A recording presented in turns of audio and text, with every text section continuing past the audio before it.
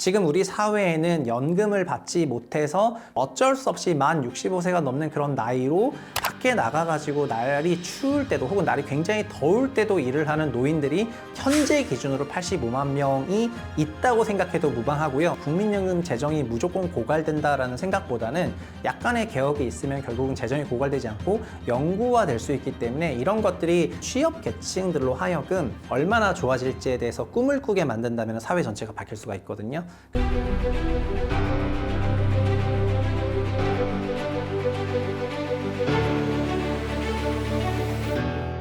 안녕하세요. 분석왕 최상욱입니다.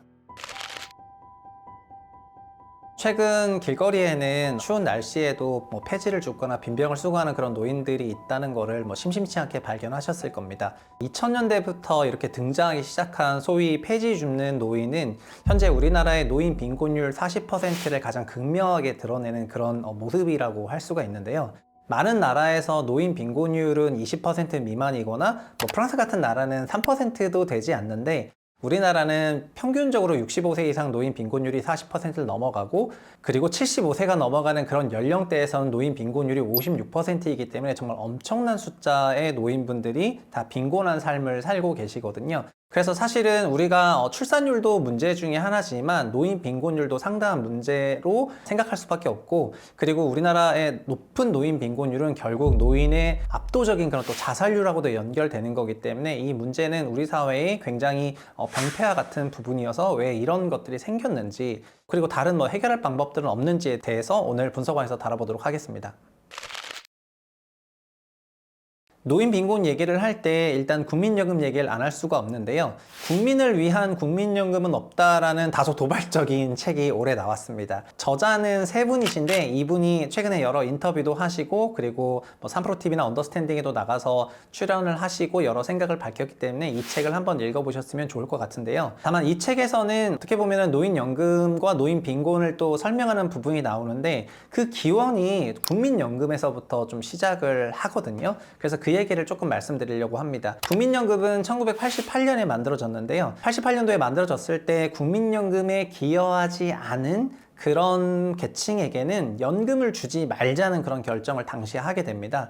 그 당시에 국민연금에 기여하지 않았다고 생각하는 노인분들은 전체 노인 인구의 5%였거든요.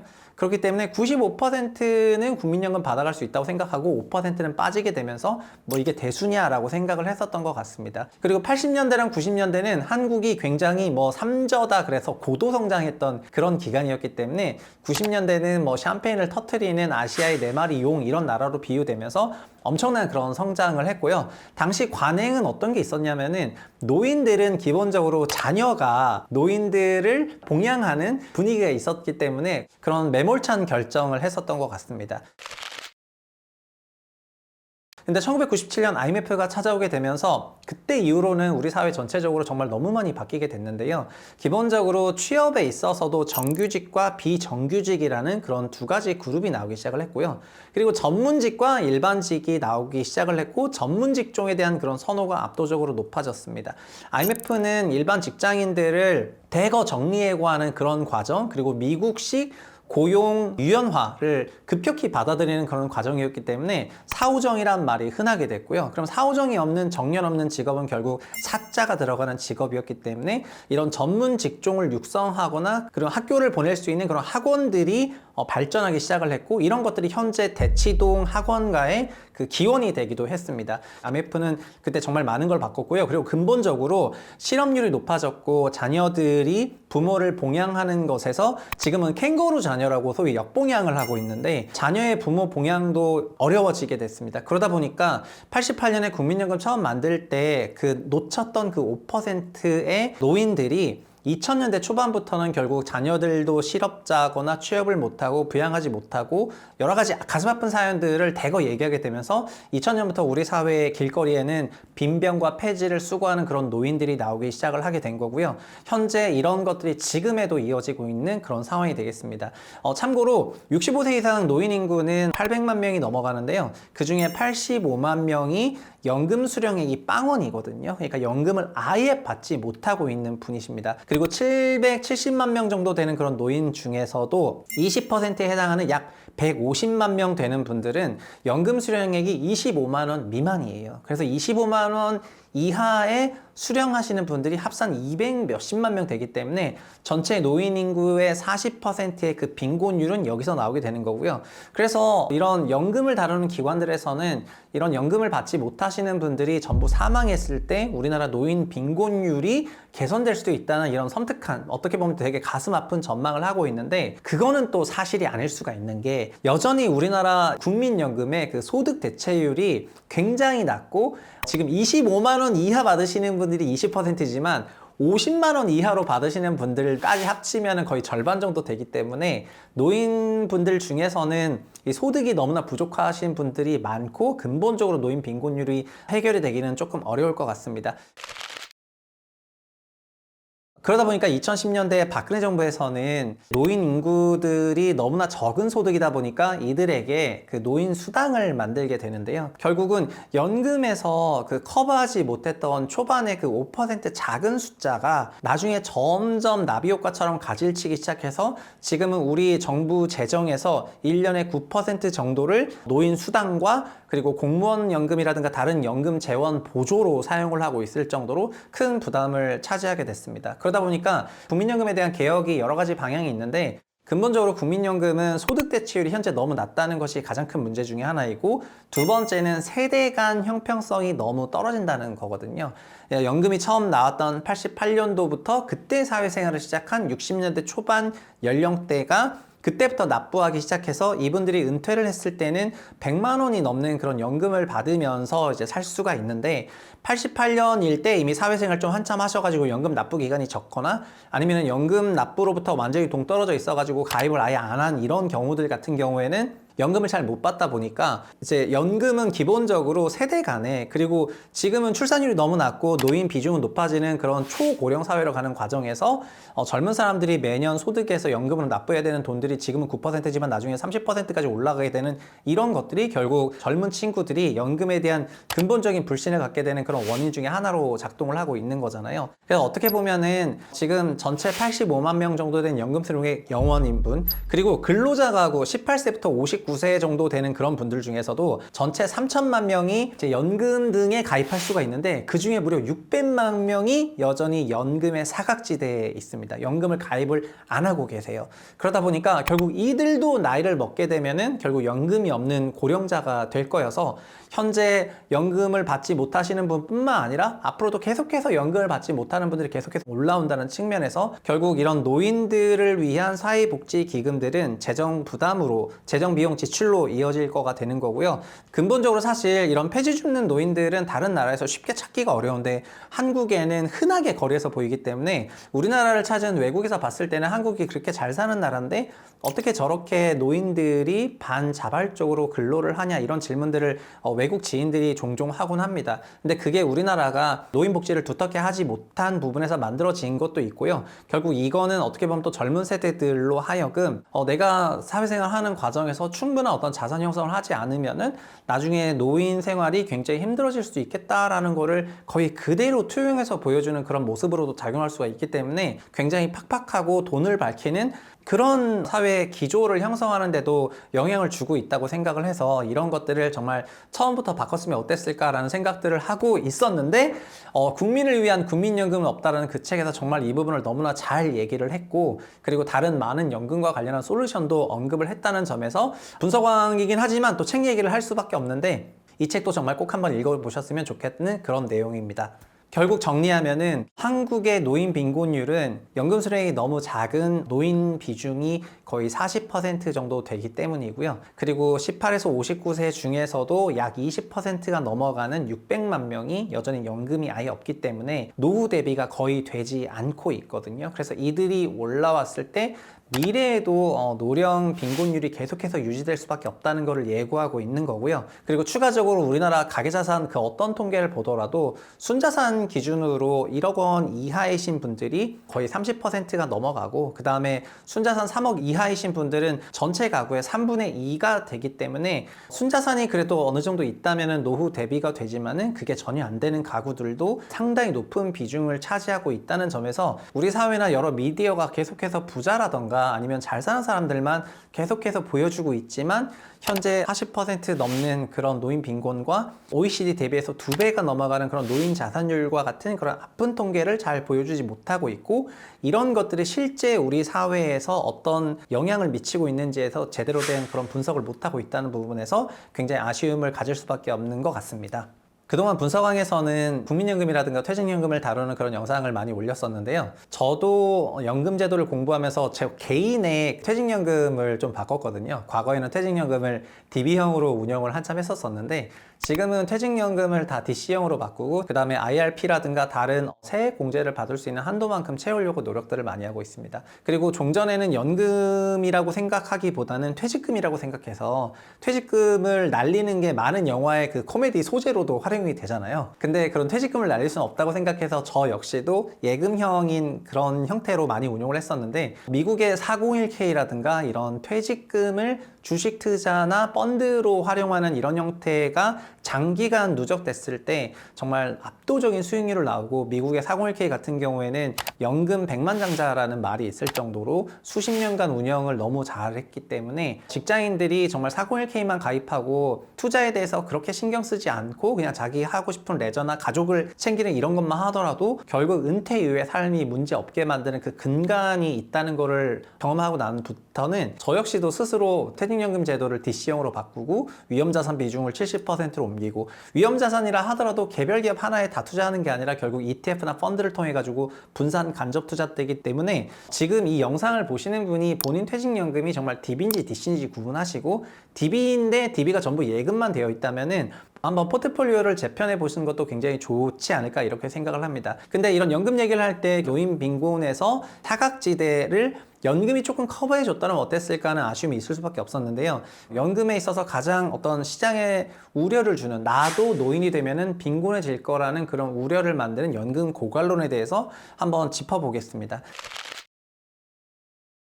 이 연금 고갈론이라는 거는 국민연금 재정추계를 통해서 계속해서 발표가 되고 있는데요. 이 재정추계상 발표되고 있는 연금 고갈론으로는 2050년대가 되면 현재 국민연금이 사라지게 되어 있습니다. 근데 이런 국민연금 재정이 사라지게 되면 연금을 주지 못할 걸로 사람들이 많이 생각을 하고, 그렇기 때문에 연금을 제3의 세금이라고 생각을 해가지고 연금 납부를 거부하는 분들이 많이 계신 것 같은데요. 사실 연금은 어떤 연금 재정이 있어야만 연금을 준다는 게 아니라 다른 많은 나라에서는 연금 재정이 현재 없는데도 불구하고 정부 재정에서 연금을 보조해서 결국 연금을 지불하는 이런 형태로 돌리고 있거든요. 사실 멀리서 찾을 필요도 없는 게 우리나라 공무원 연금이나 사학연금 같은 경우에는 이미 정부의 재정 보조를 받고 있어요. 그러니까 국민연금에 대해서만 국민이 납부한 금액으로 재정 건전성을 요구하고, 이 재정 건전성을 요구해야 되기 때문에 국민은 현재 9%가 아니라 더 많은 13%, 14%를 납부해야 되고, 그리고 지금부터 주기 시작하면은 재정이 고갈되니까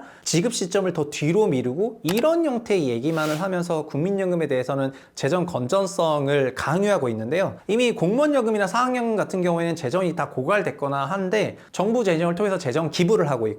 그리고 이런 거는 다른 나라들에서는 국민연금을 이렇게 운용을 하고 있거든요. 그렇기 때문에 연금 재정이 고갈된다 하더라도 국민연금을 못 받는다라는 그런 생각을 너무 함몰하실 필요는 없다고 생각합니다. 사실은 이런 형태의 생각은 2000년대 중반부터 좀 커졌는데요. 왜냐하면은 1988년 국민연금이 만들어지기 전에는 우리나라는 엄청난 민간 보험의 국가였습니다. 연금이 없기 때문에 개인들이 보험에 가입을 하면서 경제가 성장을 했고요. 80년대 우리 경제 규모가 그렇게 크지 않았지만 우리나라 민간 사보험 시장은 캐나다 전체 보험 시장을 압도할 정도로 보험 시장이 굉장히 컸다고 알려져 있습니다. 그러다가 88년부터 국민연금이 만들어졌고, 국민연금은 소득 대체율 70%를 주장을 했거든요. 그렇기 때문에 이렇게 압도적인 소득 대체율 70%를 주장하는 이런 연금 제도가 등장을 하면서 우리나라 민간 사보험 시장은 급격히 위축이 되게 됩니다. 그러나 97년 IMF를 맞고 나서 98년에 연금 개혁을 한번 하게 되고요. 그때 소득 대체율을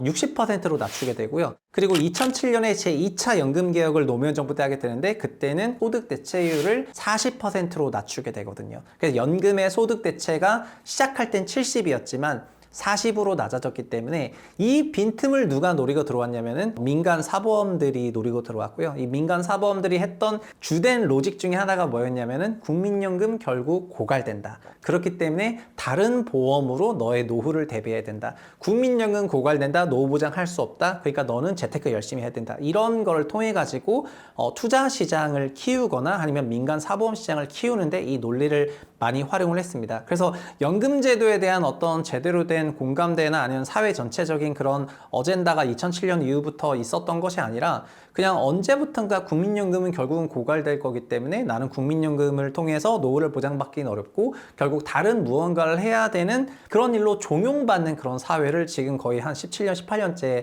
살게 된 것도 이 연금제도의 개정 과정에서 또 연금제도가 약해지는 거를 공격하는 민간 기업들이 등장과 함께 만들어졌다는 걸 생각해 보시면은 애초에 이런 국민연금에 대해서 우리가 얼마나 잘 알고 있는가 다시 한번 되물어야 되는 그런 시기라고 할 수가 있습니다. 그래서 흔히들 말하는 그런 연금 고갈론은 현재 아무것도 안 했을 때 연금 재정이 1,000조 원이나 쌓여 있지만 그게 50년대 되면은 감소한다는 건데요. 근데 연금에 대해서 결국 우리는 어떤 방식으로든지 간에 개혁을 할 거기 때문에 그런 개혁이 있고 난다면은 이런 연금 고갈론에 대해서도 조금 우려를 하지 않을 수가 있게 되는 그런 계기가 아닐까 그렇게 생각을 해봅니다.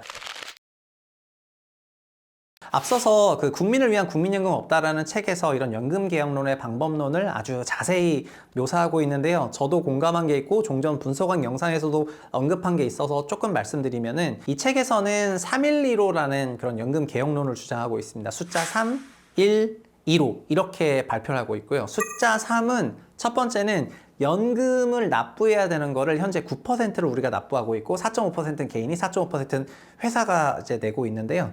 그거를 12%로 올리는 겁니다. 각각 1.5%씩 올리면 되겠죠. 근데 당장 올리면은 세후 소득이 감소하기 때문에 결국 이거를 매년 약 15년에 걸쳐서 그냥 서서히 1년에 0.1%포인트씩 올리면은 서서히 이렇게 올라갈 수 있다. 이렇게 제안을 하고 있습니다. 두 번째는 현재 국민연금은 정부 재정 지원을 아예 받고 있지 않아요. 근데 앞으로 매년 정부 재정을 1%만큼만 지원을 받게 되면은 지금 다른 많은 나라의 공적연금의 정부 지원이 18% 정도 가고 있으니까 그런 걸 생각해 보면은 우리 연금도 정부 재정을 조금만 받으면 된다 이렇게 얘기를 하고 있습니다. 그리고 가장 근본적으로 여기서부터 저와 생각이 너무나 매치가 됐는데 우리 연금 수익률이 개선돼야 되거든요.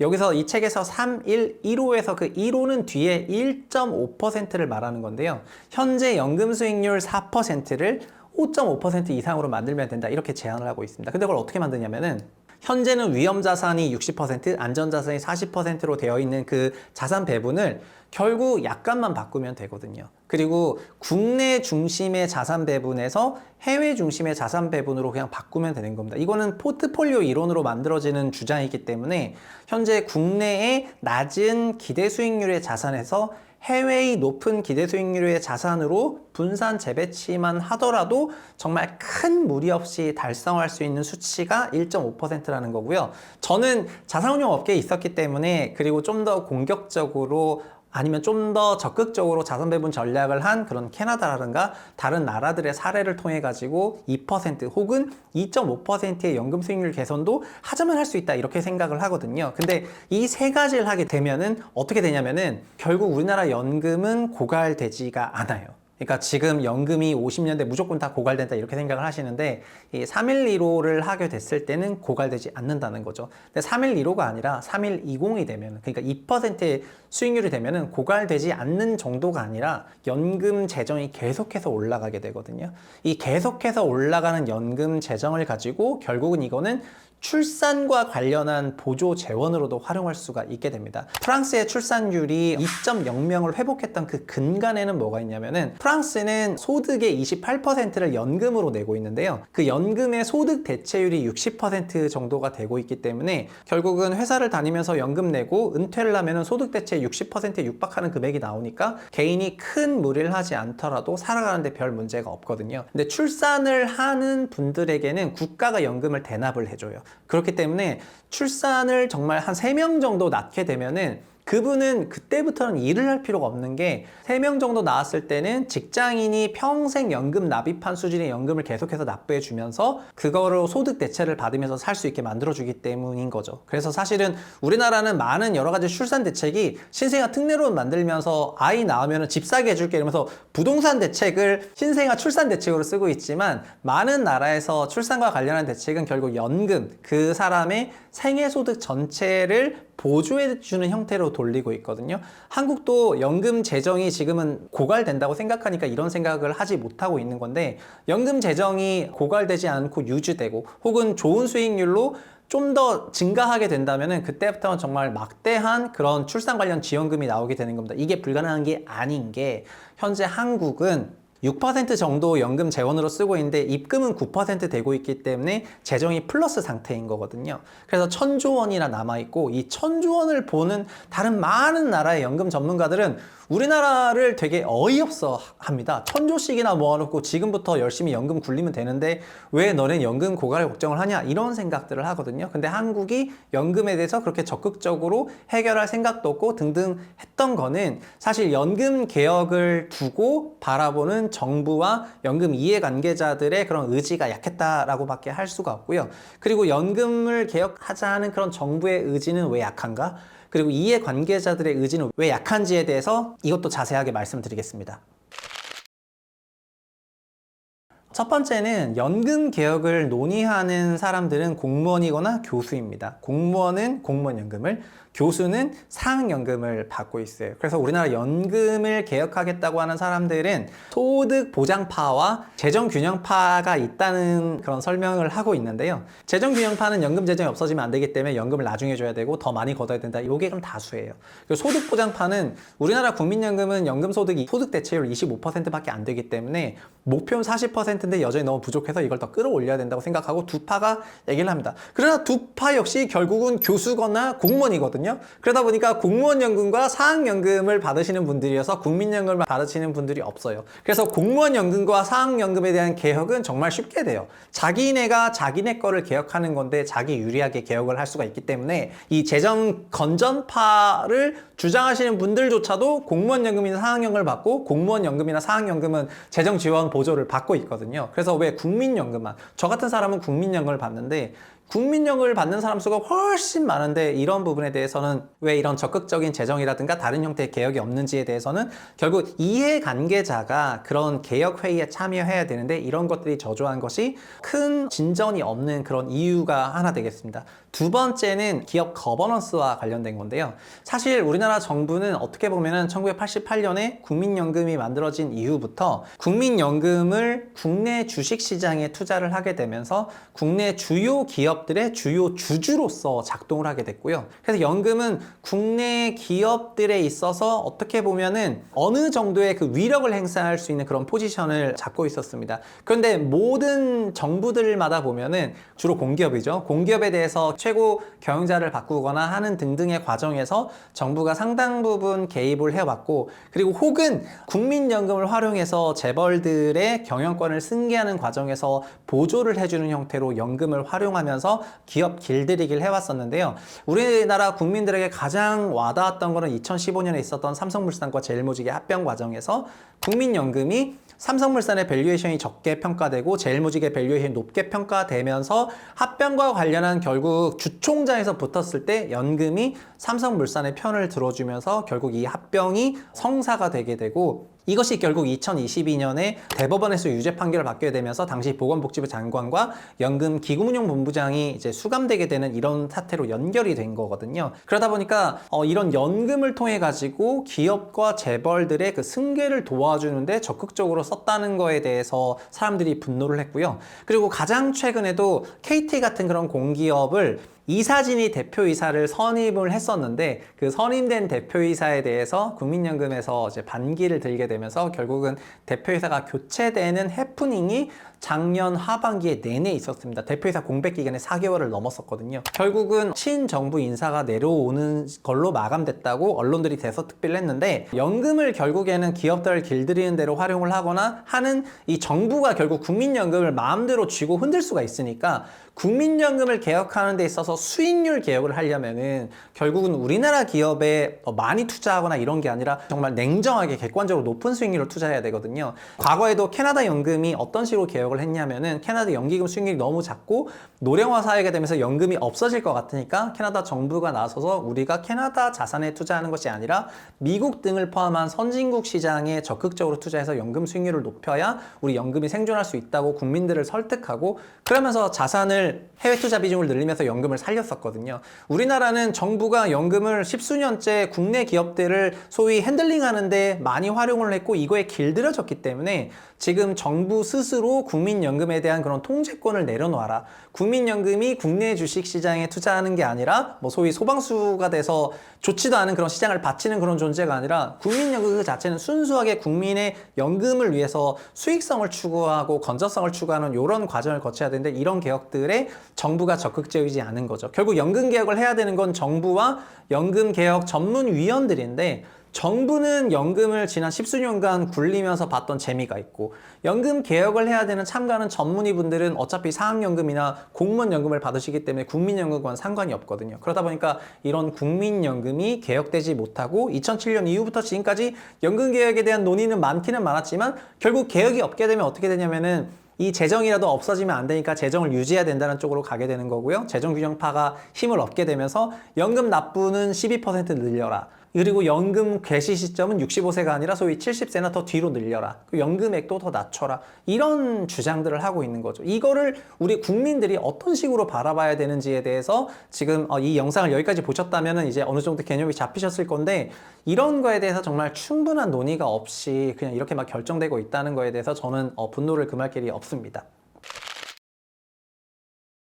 최근에 국민연금 개혁과 관련한 여러 가지 주장들이 다시 나오고 있는 그런 시기인데요. 국민연금에 대한 개혁은 근본적으로 국민연금의 이해 당사자가 연금 개혁에 참여할 필요가 있다고 생각이 됩니다. 그리고 과거에 있었던 국민연금을 악용한 이런 재벌의 경영권 승계를 도와주거나 아니면 기업들을 압박하거나 정부가 기업들을 통제하는 데 소위 관치금융으로 국민연금을 활용했던 과거로부터 전부 단절하고 연금은 굉장히 객관적이고 독립적으로 운용될 수 있도록 뭔가 다른 형태로 활용이 돼야지 될 것 같습니다. 그리고 3.12로 그런 해법에서도 드러났듯이 국민연금 재정이 무조건 고갈된다라는 생각보다는 약간의 개혁이 있으면 결국은 재정이 고갈되지 않고 영구화될 수 있기 때문에 이런 것들이 현재 지금 20대, 30대 그런 취업 계층들로 하여금 내가 연금을 지금 9%씩 내고 있는데 나중에 연금이 고갈되지 않고 나한테도 계속 오거나 혹은 더 올 수 있다는 그런 생각을 만들면서 좀 긍정의 에너지를 만들어낼 필요가 있다고 생각하거든요. 지금 우리 사회에는 연금을 받지 못해서 결국 어쩔 수 없이 만 65세가 넘는 그런 나이로 밖에 나가가지고 날이 추울 때도 혹은 날이 굉장히 더울 때도 일을 하는 노인들이 현재 기준으로 85만 명이 있다고 생각해도 무방하고요. 왜냐면 직접 일을 하거나 아니면 하지 못하더라도 거의 엄청난 보조를 받을 수밖에 없는 상황이기 때문에요. 그리고 18세에서 59세 인구 중에서도 무려 600만 명이 현재 아무도 연금에 가입하고 있지 않은 그런 상황이기 때문에 앞으로 이들이 계속해서 고령 혹은 초고령이 됐을 때 한국의 재정, 복지, 지출 비중은 정말 그 어느 나라에서도 찾아보지 않은 수준으로 엄청나게 크게 증가할 수가 있거든요. 결국 이런 미래가 빤히 보이는 국면 속에서도 이런 것들을 주요 어젠다로 삼지 못하고 다른 것들을 주로 정쟁화하고 있는 정치권과 또 그런 정책권을 모니터링하고 있는 여러 언론 기관들도 우리나라 사회에 근본적으로 존재하고 있는 연금제도의 문제점, 연금제도의 해결책들에 대해서 좀 더 많은 관심을 가져주길 바라는 그런 마음이고요. 저 역시도 그렇지만 지금 이 영상을 보시는 많은 구독자분들도 본인들의 퇴직연금과 그리고 국민연금에 좀 더 관심을 많이 가지시고 그리고 국민연금에 대해서 있는 약간 이상한 상식보다는 이거를 정말 책으로 데이터로 잘 정리한 국민을 위한 국민연금 없다라는 그런 책과 함께 읽어보시게 된다면은 연금 개혁에 대한 그런 필요성과 어떤 방향으로 나아갈지에 대해서도 잘 이해하실 수 있지 않을까 그렇게 생각이 됩니다. 경영 어휘 중에 이런 말이 있습니다. 배를 만들게 하려면 바다를 동경하게 해라. 이런 말이 있거든요. 사실 배를 만들려고 강요하고 어떻게 프로세스를 짜고 이렇게 하는 것보다는 결국 바다를 동요하게 만들면 사람들이 자발적으로 올라오는 그런 심리와 그런 어떤 기대감으로 인해서 배를 만들게 되는 거거든요. 이거는 우리나라를 어떻게 개혁해야 되겠다는 그런 출산율이라든가 아니면 노인 빈곤율을 고치려는 거랑도 다 연결되는 건데요. 이걸 고치고 저걸 고치고라기보다는 비저너리하게 어떤 미래상을 보여주고 그걸 했을 때 얼마나 좋아질지에 대해서 꿈을 꾸게 만든다면 사회 전체가 바뀔 수가 있거든요. 그래서 이런 노인 빈곤율, 그리고 연금제도 개혁, 그리고 출산율과 같은 그런 부분을 얘기할 때는 어떤 미세한 정책들에 대해서 튜닝하고 정책 발표하는 것도 중요하지만 근본적으로 우리가 추구해야 되는 그런 방향에 대해서 목표를 설정하고 이런 것들을 어젠다화할 수 있는 그런 역량이 굉장히 필요한 그런 시기가 된 것 같고요. 그리고 지금 우리에게 필요한 거는 연금제도가 정말 개혁됐을 때 얼마나 좋아질 수 있는지 제가 이 영상에서 약간 말씀을 드렸는데 이런 것들을 받아들이게 된다면은 정말 얼마든지 우리 현재 한국이 갖고 있는 그런 문제점들 중에서 상당수가 해소가 될 수 있지 않냐 하는 그런 기대감을 또 가져볼 수 있었던 것 같습니다. 그리고 사실 저는 개인적으로 이런 저희 채널을 비롯한 이런 재테크 채널들이 인기를 많이 끄는 거에 대해서도 그렇게 좋은 마음을 갖고 있지는 못한데요. 왜냐하면 한국인으로서 살아간다는 것이 노후가 보장되지 못하는 그런 불안과 압박감으로 인해서 재테크에 내몰렸고 재테크에 내몰리는 것들이 결국 위험자산 투자가 종용하게 되고 이런 과정에서 결국 자산이 없어지거나 하는 이런 위험에 스스로 더 많이 노출된다고 생각을 하거든요. 한국처럼 이렇게 재테크 채널에 구독자가 많은 국가도 별로 없을 뿐더러 재테크 영상에 대한 선호도가 많은 나라도 거의 없는데 이런 것들이 아주 건전한 모습은 아니라고 생각하고 결국 퇴직연금에 집어넣고 국민연금에 집어넣고 하면은 어느 정도 노후가 보장돼서 그 다음부터는 가족이나 친구들이랑 더 많은 시간을 보낼 수 있는 그런 모습이 우리가 생각하는 그런 바다가 아닌가 싶거든요. 그런 모습을 만들기 위해서 배가 필요하다면 배를 만드는 방법론은 굉장히 많은 머리 좋은 사람들이 만들어낼 거라고 생각을 하고요. 그래서 지금 우리 채부심 채널에서도 우리의 미래가 어떤 식으로 바뀌었으면 하는지에 대한 내용들을 같이 말씀드렸다고 생각하시면 좋을 것 같고 지금 현재는 마치 바다에 빠진 어떤 폐지 줍는 노인 그 한 명 한 명을 구하는 것도 굉장히 중요하지만 시스템 전체적으로 그럴 일이 없도록 배를 더 크고 견고하게 만드는 그런 과정이 필요한 시기가 아닌가 싶습니다.